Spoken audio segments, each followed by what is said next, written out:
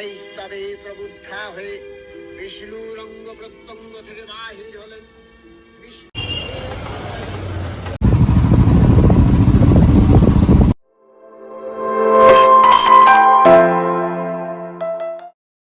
Good morning everyone, শুভ মহালয়া সবাইকে। সকাল সকাল উঠে আমরা মহালয়া শুনছি। এই যে দীপক মন দিয়ে তখন থেকে মহালয়া শুনছে। কি হয়েছে সকাল সকাল? ঠিক আছে, ছুটির বাজার, আজকে 9টায় না উঠে মহালয়া শুনছি। কি আছে? কটা বাজে লোককে দেখা? দেখ 10টা বাজে, 10টাও না 11টা বাজতে যায়, এখন উঠে তুই মহালয়া শুনছিস? সকালে উঠে অনেক কাজ করেছি, সেই বেডশিট চেঞ্জ ফালতু করেছি, কথা বলিস না। কুশন কভার চেঞ্জ করেছি। তো আমরা এখন সকাল সকাল রেডি হয়ে নিয়েছি, রেডি হয়ে বেরোবো। মাকে নিয়ে ওদের বাড়িতে যাব, কিছু পুজোর গিফট দেওয়ার রয়েছে, তো সেখানেই যাব। এই যে দেখতে পাচ্ছেন রেডি হচ্ছে আর একজন। রেডি হতে তো প্রচুর টাইম ঠিক নিচ্ছে, আছে, মেয়েদের রেডি হতে টাইম লাগে একটু। তাড়াতাড়ি রেডি না হলে আবার যেতে প্রবলেম হয়ে যাবে, যেতে লেট হয়ে যাবে, কারণ ওখান থেকে আমরা একটা ওখানে লাঞ্চ করব, তারপর ওখান থেকে আবার বেরোবো। ওখান থেকে আমার একটা প্রোগ্রাম আছে, সেখানটা কলেজ যেতে স্ট্রিটে হবে, আমরা কলেজ স্ট্রিটে যাব। কি প্রোগ্রাম সমস্তটা তোমাদের সাথে শেয়ার করছি। তোমাদের আমি একদিন আমাদের বাড়ির ছাদের কত সুন্দর সুন্দর গাছ আছে সেগুলো তো দেখিয়েছিলাম। আজকে দেখাবো ঘরে ঢুকতে আমাদের নিচের বারান্দাটায়ও কত সুন্দর সুন্দর ছোট ছোট গাছ রাখা আছে সেগুলো।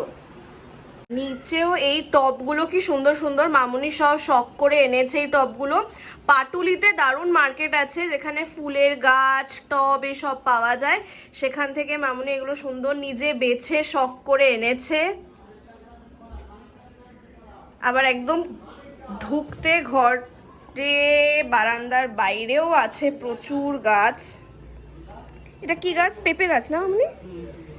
পেঁপে গাছ, কত রকমের জবা ফুল গাছ, গোলাপ গাছ। মামুনি আমাদের ব্লগ দেখছে, আমরা যাচ্ছি এখন। আর যেতে যেতে আজকে সকালে পোস্ট করা ব্লগ মামুনি দেখছে। এই যে পুজোর গিফট দেওয়া চলছে, বাবাকে দেওয়া হলো, এবার মাকে। শাড়িটা বের করে দে, এরকম প্যাকেটে করে কে দেয়? মামুনি শাড়িটা না খুব পছন্দ হয়েছে। না, মামুনির পছন্দ হয়েছে। এই যে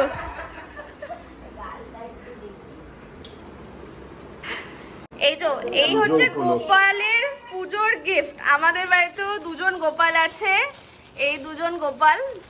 ওই বাড়িতে দেখেছিলাম 3টে গোপাল, এখানে 2টো গোপাল। পুজোর গিফট গোপালদেরও।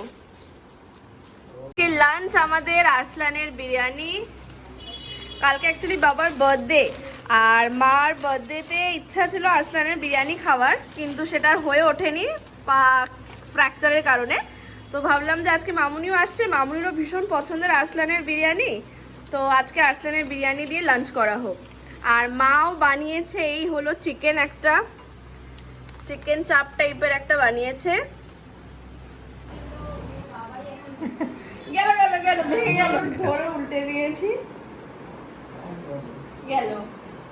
অতটা থরি খেতে পারবে? তোর তো এটা আমিও পারবো না।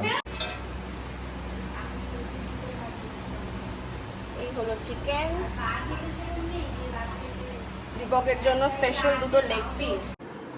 রেডি লাঞ্চ সবার। চিকেন বিরিয়ানি আর বাকি 3টে হচ্ছে মাটন বিরিয়ানি। এগুলো হচ্ছে মার তৈরি করা চিকেন, আর এটাও মা তৈরি করেছে। ফিরনি, তাই না মা?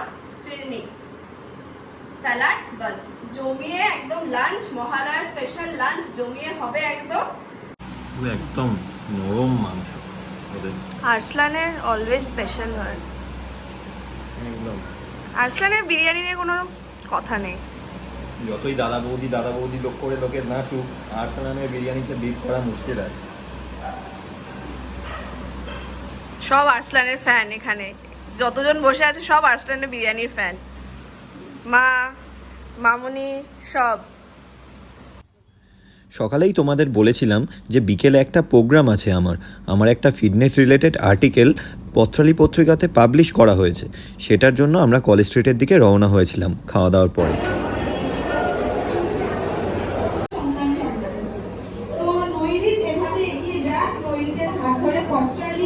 পত্তলের মতন আরো যত বই রয়েছে, প্রত্যেক লেখক লেখিকারা তাদের আরো ভালো ভালো মানে কন্টেন্ট গুলো নোয়েলদের হাত ধরে এগিয়ে নিয়ে যায়। দীপক সাহা,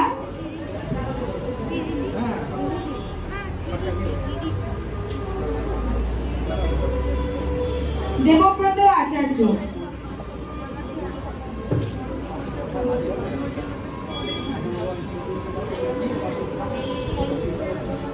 নাসরিন পারভিন। এই যে দীপকের আর্টিকেল, ফার্স্ট টাইম ওর লেখা পাবলিশড হতে দেখে বেশ ভালো লাগছে। কাশের হাসি ঝরে, বাজছে কাসর, ঢাকে পড়েছে কাঠি, খুশির হাসি হাসছে আকাশ নতুন। সবার গায়ে লাল টুকটুক জামা, সবাই এখন গাইছে সারে গামা।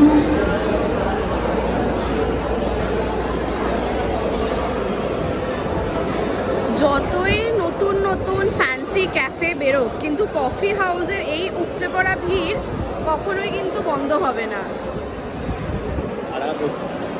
আমার অত্যন্ত জঘন্য, কিন্তু তাও ভিড় রয়েছে।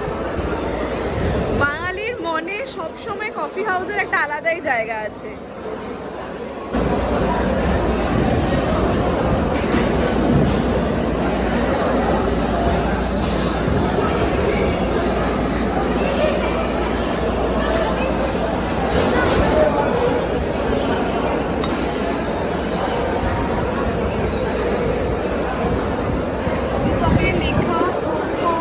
ফিটনেসের ওপর এই ম্যাগাজিনটাতে বেরিয়েছে, প্রচণ্ড এক্সাইটেড।